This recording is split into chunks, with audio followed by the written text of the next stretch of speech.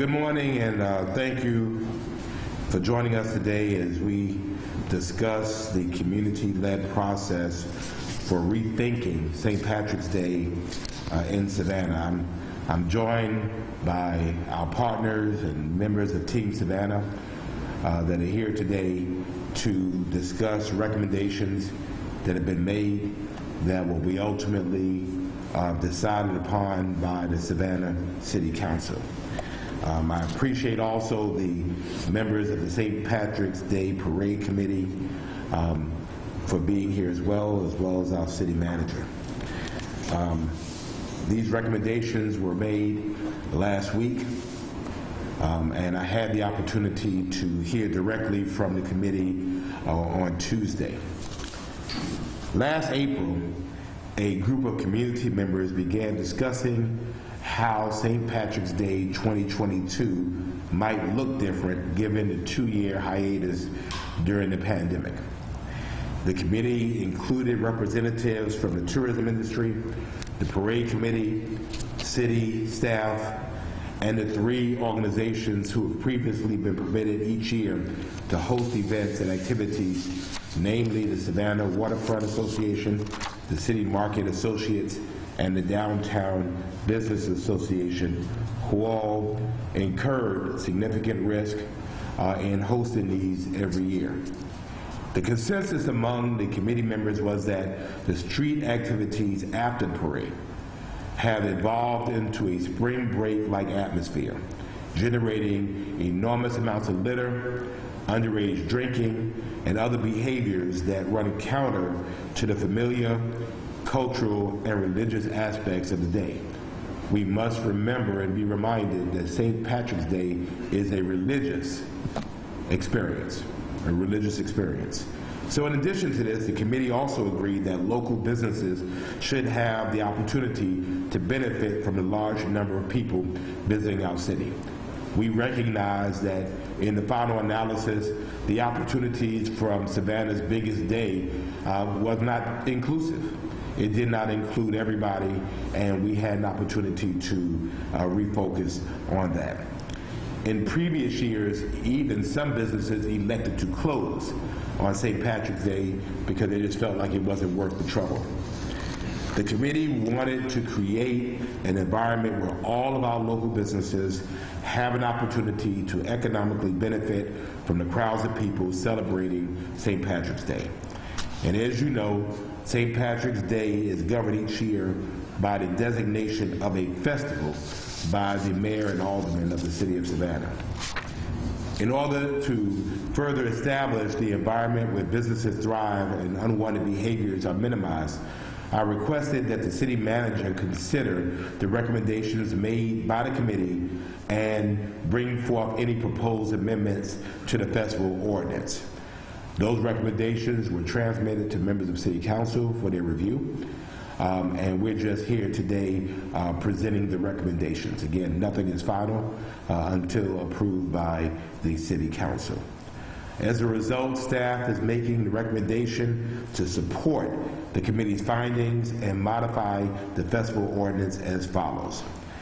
Committee recommendation number 1, to extend the festival zone to Victory Drive. This will allow all business owners within the festival zone to take advantage of the benefits, including the sale of alcohol, for those businesses with an alcohol permit from their property onto the public right-of-way. We're extending the experience.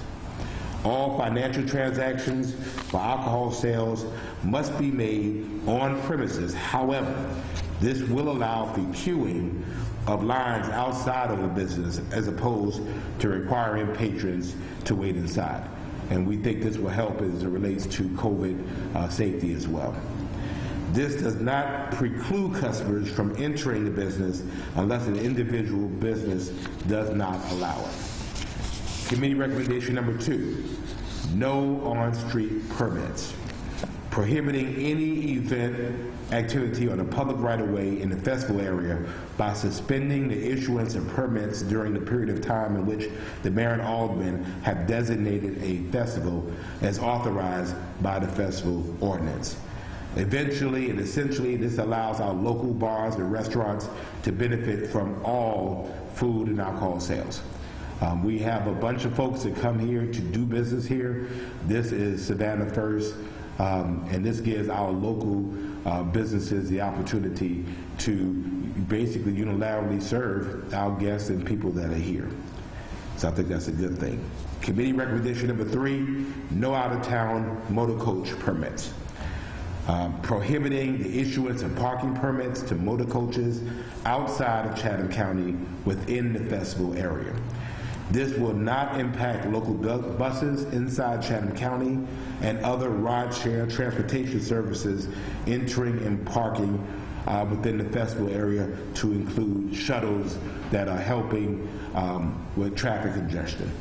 For the last decade, we have seen an increase on out-of-town motor coaches, or what's called party buses, requesting permits to park within the festival area. These party buses are usually filled with already intoxicated individuals who come to Savannah only for the street party. They arrive intoxicated, they do not patronize local businesses, nor do they stay in local hotels. As of now, the plan is to make these changes and move forward with the parade this year. We're glad to have our parade chairman, John Fogarty, here, and he's assured me that the parade is projected to be about 25% shorter than it's been in previous years. As we all know, it takes months to plan for a parade of this magnitude, and the planning includes not only establishing sponsors, renting equipment, and logistics. And so for this reason, I've told the parade committee that a final decision about moving forward with the parade will be made on or about February the 21st. In the event of a cancellation for COVID-19 reasons, this will allow the committee the time that's necessary needed to try to recoup some of their funds. So essentially where we are is we decided that 2022 was going to be a year of renewal, and we had gone through 2 very, very difficult years. We are now over 50% vaccinated. We know that the Omicron variant was certainly extremely powerful, but we also knew that it had a pretty short shelf life. We're starting to see, based on the experience, and not only in South Africa, but in other areas of the country, to include New York, their numbers are starting to trend downward now, and we're still a couple of weeks away. We ended this year, beginning this year, trying to make sure that we remained open, remained viable. We attempted to have our Martin Luther King Day parade, and unfortunately the committee decided it was within their best interest, given the numbers at that time, not to host it. So we're now looking at St. Patrick's Day, which is Savannah's signature event, which is now over a month away.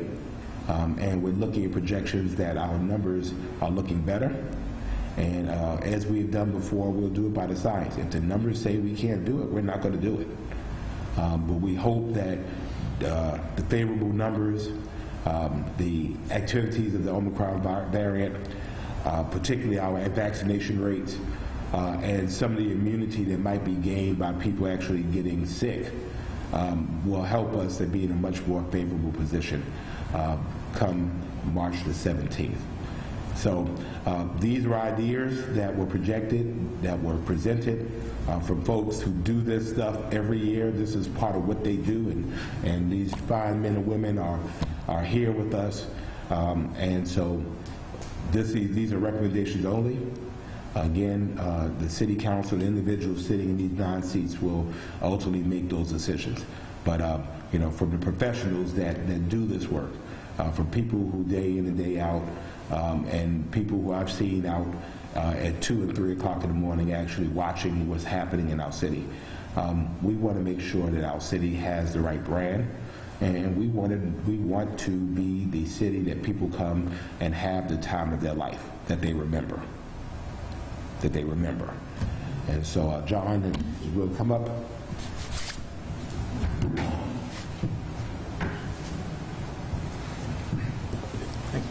Thank you. Yeah, well, thank you. We are excited this year to, John Fogarty, I'm General Chairman of the Savannah St. Patrick's Day Parade Committee. I appreciate the opportunity to come stand up here with these folks. We've been sitting down with them since April to come up with a plan and to put some input in on what we would like to see be branded as the City of Savannah's St. Patrick's Day experience. We know that part of that experience centers on us. That happens on March 17th every year at 10 a.m., at 10:15 a.m. And so it's a exciting time for us to now have the ability to put the parade back on after 2 years. I know the city wants it, our community wants it, we need it to some extent to get back together, and we've been working very closely with the city to make sure that we do things that is in the best interest of our community. We are part of a much larger community, and so we know we had to work with the city to do everything we needed to do in the best interest of that community. So we're excited. We've made some changes. We're able to pivot when needed. We've learned that from 2 years ago, and we've been flexible, and we're happy to try to make this thing work again. So we're ready to get back on the streets and get together and have a celebration together again. So, thank you.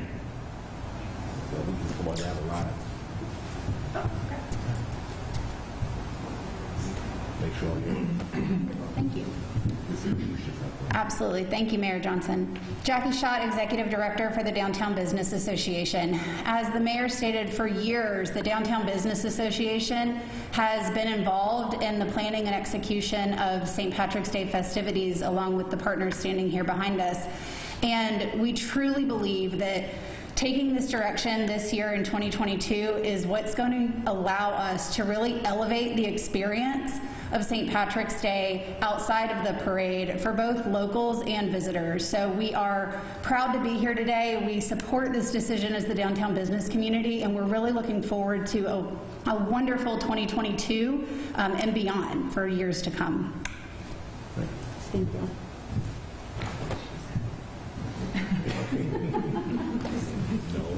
Yeah, we just heard the best part, what she said.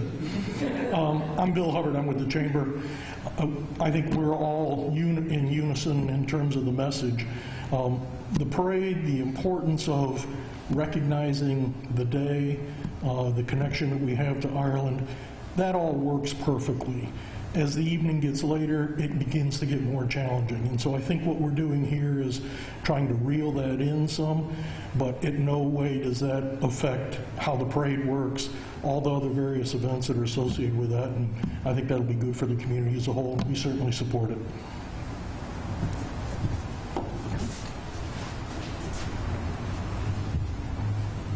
Hi, good morning. I'm Julie Musselman. I'm the director of Savannah's Waterfront, and we have had the privilege of being the City of Savannah's festival vendor for over 25 years.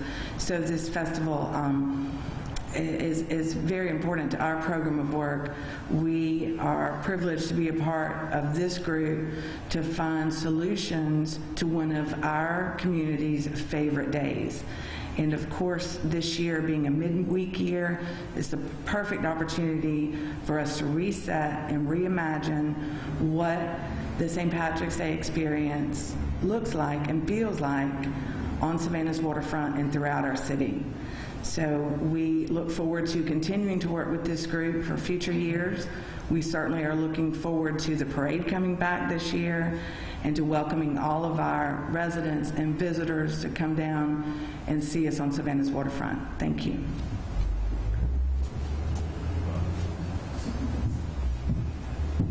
Hello, my name is Tamika McPherson. I'm representing the Greater Savannah Black Chamber of Commerce. I sit on the board of directors, and we do stand by the mayor and all of these great individuals behind us in the decisions coming upon the St. Patrick's Day festivities.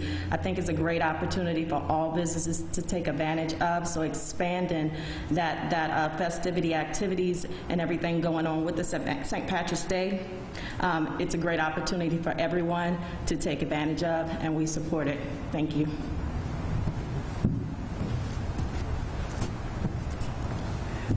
Yes, my name is Alfonso Ribot, President and CEO of the Metro Savannah Hispanic Chamber of Commerce, and I stand in agreement with all these fine people here and colleagues are doing, because it allows the experience of the St. Patrick's Day Parade and all of its theme to actually impact other people outside the area. We have been participating for 3 years. This is going to be our 4th year. We're actually excited to do that because it's going to be more Hispanic-owned businesses, and other people, other small businesses will have the chance to actually get in the program, so to speak. And I do believe that this is for the best, and I'm looking forward to a 2022 and forward of success, and again, inclusion and diversity also. Thank you very much. Good morning, Michael Owens, Tourism Leadership Council. Very glad to be here today because this is the culmination of years of work. These conversations have been going on in the private sector amongst hoteliers, festivity activators and producers, restaurants and bars for literally years before COVID-19. We wanted to see a change in what we were seeing in the nighttime activity, and we believe strongly that these recommendations are a part of a multi-year, and I want to underscore that, a multi-year planning for what and how this community hosts the St. Patrick's Day experience well into the future. So we'll see a very different St. Patrick's Day. No one's trying to end the party. We're actually trying to make it a little bit more accessible to those that were outside of the traditional area, which is River Street City Market and the downtown corridor. We want more people to be more positively impacted by St. Patrick's Day in the future, and we think that ending some of the things that we have done traditionally will make St. Patrick's Day better for more people. That's an easy way to look at it. What we're doing is to make it better for more people in our community, and when we ever find ourselves posed with that question of should we do something to make it better for more, the answer is yes. I do want to underscore that we will all be continuing these conversations, and we will be evaluating what happens this year in 2022 and 2023, and as we have for every year, continue to work together as a whole community to make changes to how we do it, to always do it an improvement on one of the most beloved times in our community that I know we have all enjoyed. So the best is yet to come, and this is simply the beginning and the first step.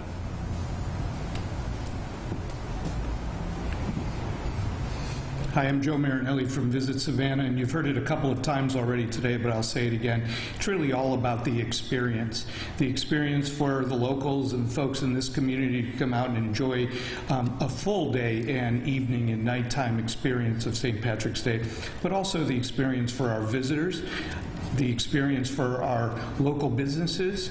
In the past, many attractions and trolleys and restaurants and so forth found themselves in a situation where they had to close for different reasons. And we hope that some of these changes will give those businesses an opportunity to remain open throughout the day and the evening. But at the end of the day, we're all concerned about the experience for everybody to enjoy the holiday the way it was meant to be enjoyed. So we appreciate the leadership by the city and the staff and the amount of time and work that they've put into it, and we stand behind the decision as well. Thank you.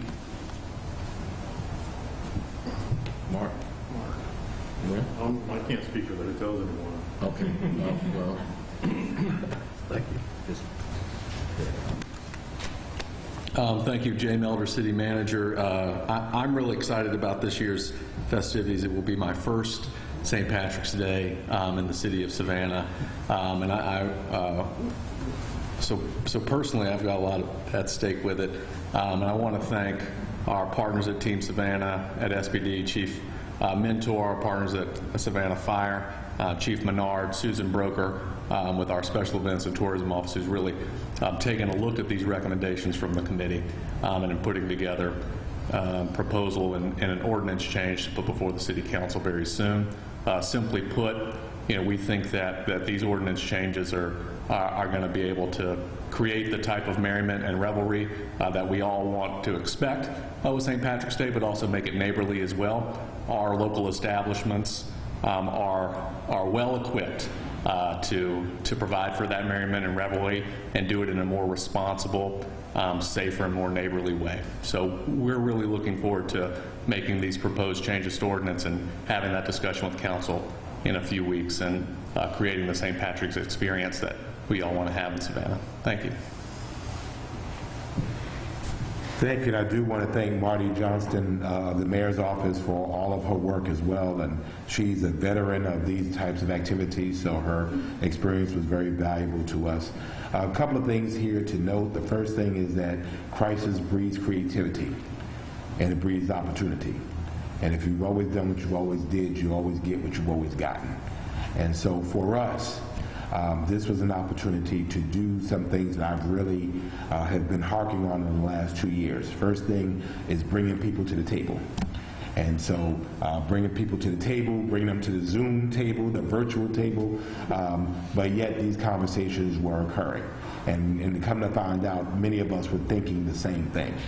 How do we want Savannah to be viewed? And so the reality was that the pandemic was a blessing in a way because we had an opportunity really not only to think about it, but to really converse about it and plan about it. The next thing is that looking at everything that we do from an equity, inclusion, and diversity lens.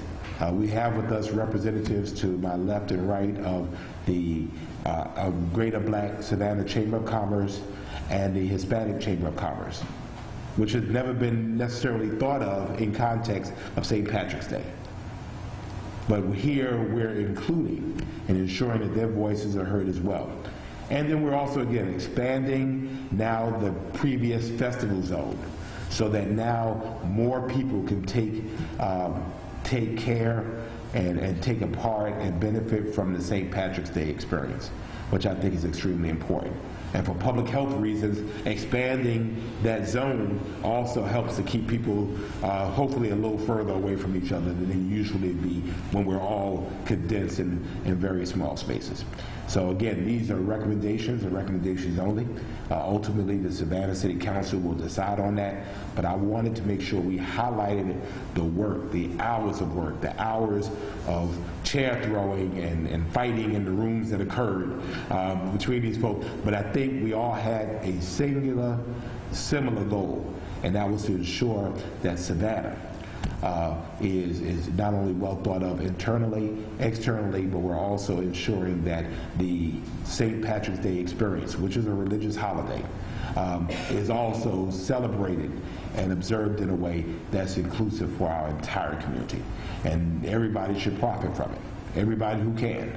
And so obviously this is a different year than next year. Next year, I think St. Patrick's Day is on a Friday, so that's a whole different thing. So we'll evaluate this and see how it went, and then tweak as we need to do it. But this is a good time to experiment with this. And again, I just cannot tell you how happy I am with the work of these professionals. So they're all available to answer any questions you may have, and I see you're ready. Good morning. Good morning. Do we know when council might consider these changes? We're expecting in 2 weeks, the first meeting in February, correct? Yes, sir. Yeah. My second question is, what can we expect police presence to look like? We're kind of scaling things downtown, but we're also extending the festival zone. Chief?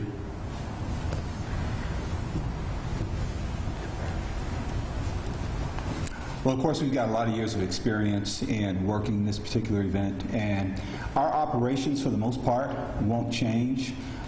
We will still, our planning and our operations will still be the same, and it basically consists of all hands on deck. So we make it mandatory for all of our members to be at work and be available for that week. So nothing in particular really changes for us in terms of our planning and our operations for this year's event.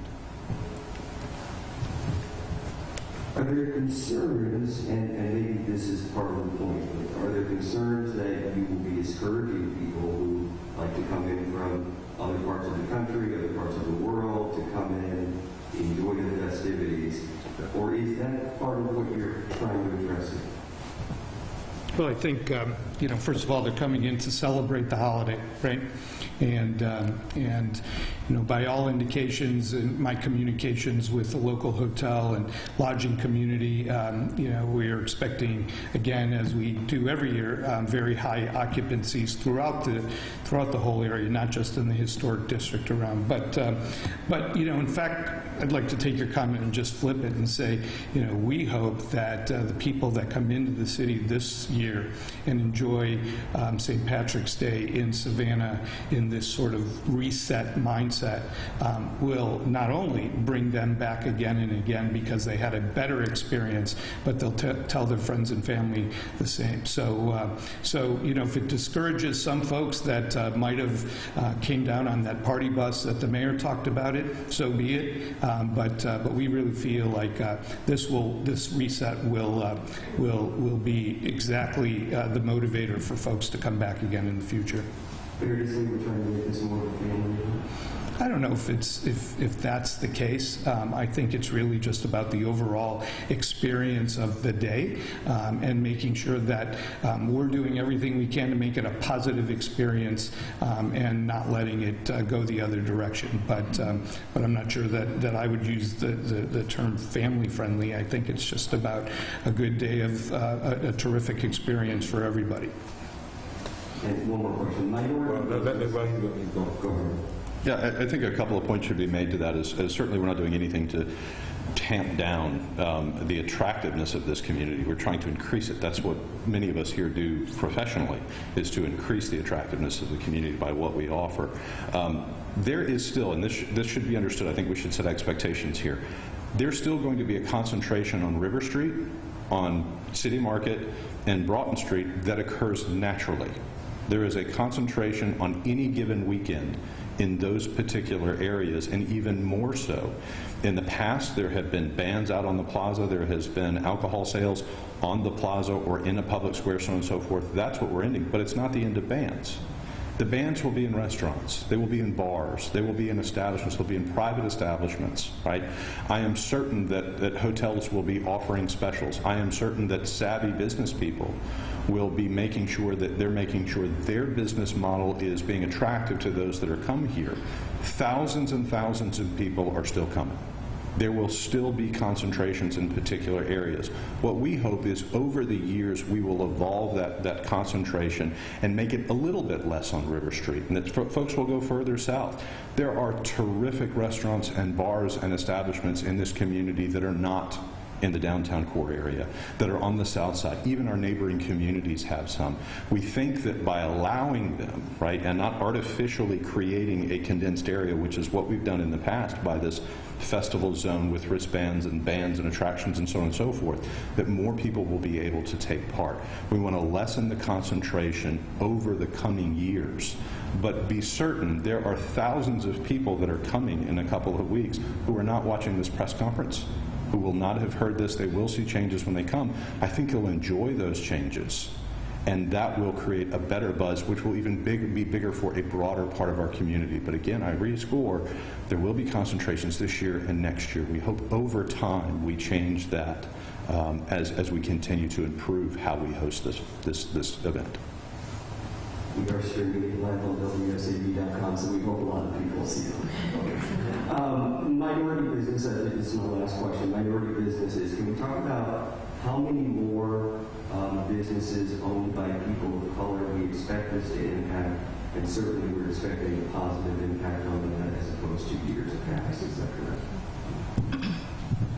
As we know, we don't have a lot of black-owned businesses, minority businesses in the downtown district. So when we look at the outside and surroundings, stretching out towards Victory Drive, I would say somewhere between 5 to 10. 10 would be at the highest scale.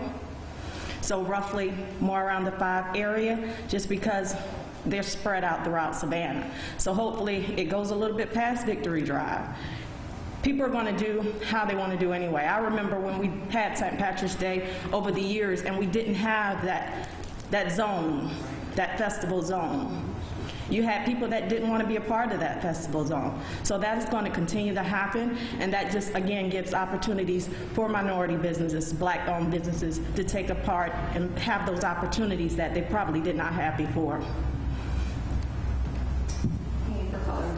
I was just wondering, you kind of mentioned prohibiting out-of-town party buses. Any kind of idea on what the timeline would look like for that? Like, how long would that last, especially since St. Patrick's Day falls on a weekday this year? I believe it's, help me, Well, the intent was for that particular day. for that day. Right. So it may not extend into the weekend? It may not. But again, some of those details, again, will be presented to council. Okay, gotcha. And then one more question. We've already received a couple comments on Facebook, and a lot of people have been saying we should be focusing on gun violence in Savannah rather than St. Patrick's Day parade and making changes. What's your response to that? We have to focus on all of it. All of it. COVID, all of it. Viability of our businesses, all of it. So, you know, police chief is over there, all of it. We're a full-service city, and we can't be singly focused on anything. Affordable housing, all of it. Homelessness, all of it. And so ensuring that our businesses are doing well and viable helps us to pay some of the bills for the other things that we're trying to do. All of it. All right, Brian, WTOC, as far as those wristband sales, are those going to be honored in the festival zones, or is that a no-go? There are no restaurants. Okay. No festival zone in it's more of a control zone. And then as far as limiting permits for those party buses, is there concern about an uptick of DUIs, people choosing to drive instead? Well, again, I think that, you know, part of it, and again, this does not prohibit our local buses. There are bus companies here locally that do a great service ensuring that they're able to transport people from outlying areas, bringing them in town safely, getting them back out of the downtown core safely. Those are permitted. So again, this is again an opportunity to do two things. One, to ensure the safety, but then again at the same time to help limit some of what happens here, because again we're still in a COVID situation. So this is a very good transitory time to be able to see how we do this differently. Okay. And what will the to-go cup policy be for businesses outside of the to-go cup zone? It would be the same. Okay. Yeah, it's the same. No, a few more. Hold on. Okay, so as far as for me, this is a question for John, so for the parade. So you mentioned that the parade will be 25% shorter than in years past. So what is the cap on number of participants, and why was there a reason to shorten the parade? We don't have a number on the cap. We are shooting for that 25%. It could be more than that. It could be 30% shorter. The reason being is that to draw down it's going to be a little bit smaller parade, so a little bit smaller time frame that we're going to be on the streets. So people may hear about that and say, oh, it's going to be a little bit scaled down. Maybe we'll just wait one more year before we come. So if the crowds are just a little smaller, and there's some COVID fears out there, and the crowds beyond the curbs, then maybe that crowd would just be a little bit more spread out and smaller. Okay, I have one more question. Sure. This isn't for the parade, so this is about the to-go cup zone again. So is there going to be drinks, like are you going to be able to have drinks outside of the normal to-go cup zone for the festival days? That remains unchanged. Okay. I think the other thing, and Alfonso reminded me, you know, there are buses that can go other places in our city. They, you know, again, we're expanding and opening our city for opportunities for other businesses who've traditionally not been able to participate in the St. Patrick's Day experience. This is much more inclusive. And again, not only in the city of Savannah, I mean, there are people within the county, people within the region, that might have opportunities, and so we're opening that up and we're sharing the love, so to speak. Hello, Destiny, WCGS. So you all mentioned the recommendations that first after August will be approved by City Council, but have St. Patrick's Day Committee and City of Savannah looked at guidelines or recommendations that parade participants will have to follow as far as maybe COVID-19 tests, proof of vaccination, or anything that falls under those guidelines? No, we have not. Do you all plan to? No, we do not. Why is that? We do not plan to ask for COVID vaccination cards to be in the parade. We certainly can't help anything that's outside of the parade route, outside of the curbs. But in a typical parade, we may have 7,000, 8,000, 9,000 people marching in that parade. We don't have the ability to monitor that and police that. And we would not require that for any parade. Outside experience, and we would not require that, being that it was outside, and just no way to be able to manage that. Go ahead, Mariah. You want to ask? Go ahead. Okay, I just want to clarify. So the festival date, there's not like specific days anymore for the festivals. That's not. I just want to make sure that that is loud and clear. March 17th. Yeah, other than March 17th, there's no... March 17th. Okay. And then the other days of business as usual. But again, we understand very clearly that people will make a weekend, extended weekend out of it, so people will still be here. And there's always a lot to do in Savannah. Mm-hmm. Anything else?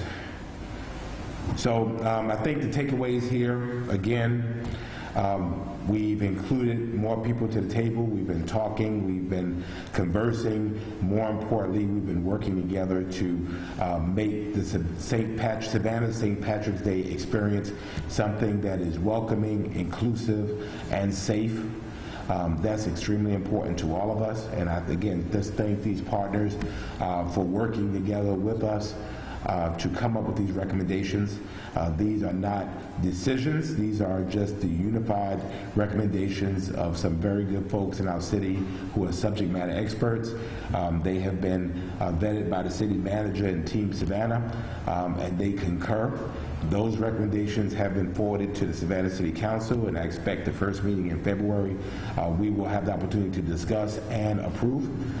Provided our numbers and all seem continue on the trend that they're on, we expect to issue a parade permit to the St. Patrick's Day Parade Committee on March the 10th. The 10th, right? Okay. Which is a week before the parade. And so we remind everybody to continue to wear their mask, wash their hands, wash their distance, get vaccinated, and get boosted, because that is how our community will survive from this. We are in a blessed community, particularly for those folks who talk with people around the country and see how things are going. Savannah has, from the very beginning and onset of COVID, acted responsibly, acted as it relates to the science, and we're seeing the results of that now. And so we're using that same mindset, that same collaborative approach to ensure that this experience is something that is significant. It's still a religious holiday, but more importantly, it's a good time for people who want to come here. And so we're excited about that, and we'll see where this goes.